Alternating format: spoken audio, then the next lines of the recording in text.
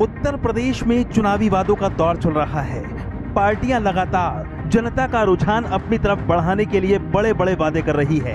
ऐसे में बिजली को लेकर भी उत्तर प्रदेश में अब बड़े बड़े वादे पार्टियां कर रही हैं। समाजवादी पार्टी के राष्ट्रीय अध्यक्ष अखिलेश यादव ने कहा है कि अगर उनकी सरकार आती है तो उत्तर प्रदेश में किसानों को मुफ्त बिजली और गरीबों को 300 यूनिट फ्री बिजली दी जाएगी। और ऐसा ही वादा आम आदमी पार्टी भी कर चुकी है।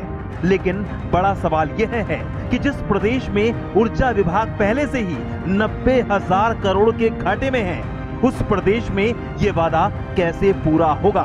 तो क्या चुनावों के चलते सिर्फ हवाई वादे किए जा रहे हैं? इसके लिए समझने की जरूरत है कि मौजूदा समय में उत्तर प्रदेश में बिजली उत्पादन की स्थिति क्या है और पिछली सरकारों में बिजली उत्पादन की स्थिति क्या थी और पिछली सरकारों में उपभोक्ताओं के लिए सरकारों ने क्या किया।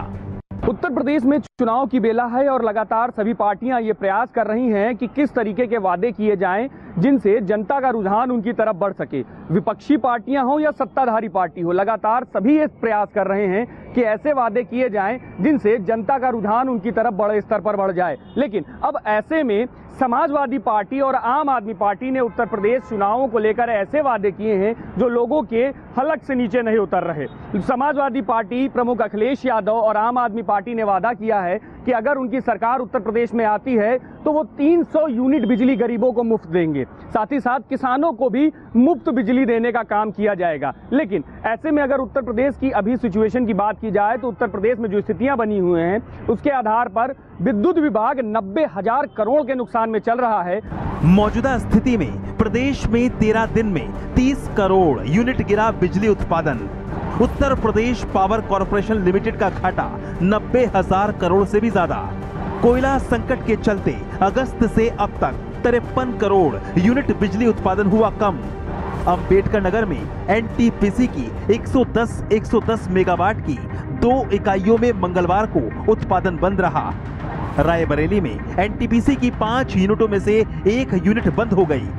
रायबरेली में 1550 मेगावाट की जगह कोयले की कमी से 53% की बिजली का ही उत्पादन हो रहा। ऐसे में जब उत्तर प्रदेश में बिजली की मौजूदा स्थिति इस प्रकार की है तो फिर मुफ्त की तो बात ही छोड़िए, सरकार रेगुलर बिजली ही पूरी नहीं कर पा रही है।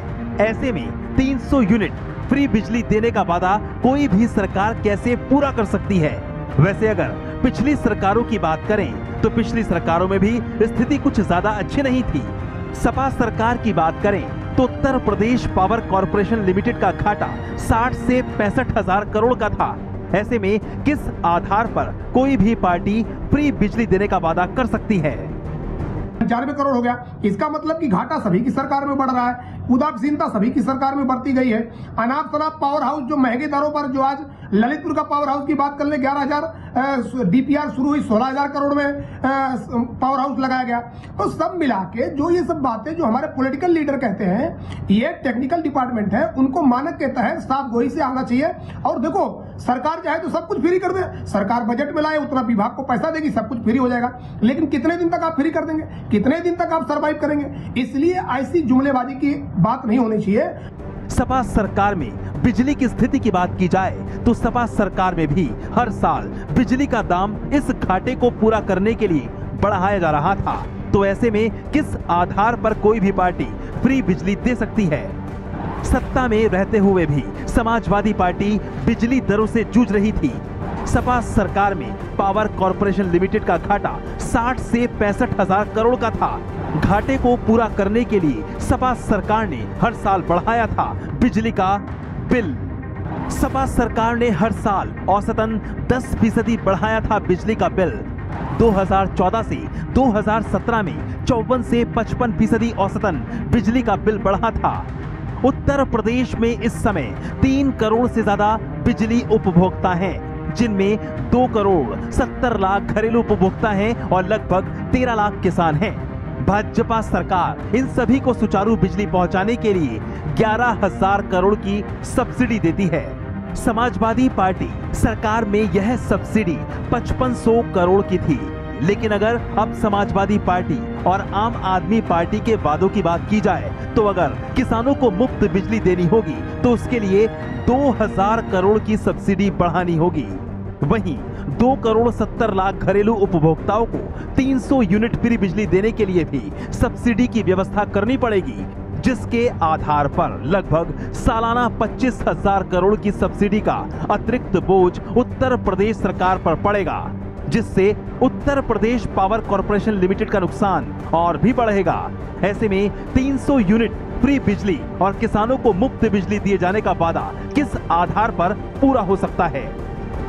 वादे और वास्तव में उस पर अमल ये बहुत ही टेढ़ा मामला है। आमतौर पे ज़्यादातर ऐसा ही देखने में मिलता है कि राजनीतिक दल चुनाव में फ़ायदे के लिए जनता का वोट लेने के लिए वादे कर देते हैं, घोषणाएं कर देते हैं, लेकिन लागू नहीं कर पाते। ये लोक लुभावन टाइप की घोषणाएं होती हैं। ठीक ऐसे ही उत्तर प्रदेश में बिजली की प्रॉब्लम को लेके चीज़ें चल रही हैं। अगर पार्टियां, कोई भी पार्टी अगर घोषित करे कि हम मुफ्त बिजली दे देंगे तो वो देंगे कितने घंटे, ये भी तो सवाल है। और अगर बिजली आएगी ही नहीं तो आपको मुफ्त मिल रही है या पैसे से मिल रही है, उसकी वैल्यू ही ख़त्म हो जाती है। वास्तव में उत्तर प्रदेश की बिजली की जो समस्या है क्रॉनिक है, 90,000 करोड़ के घाटे में है।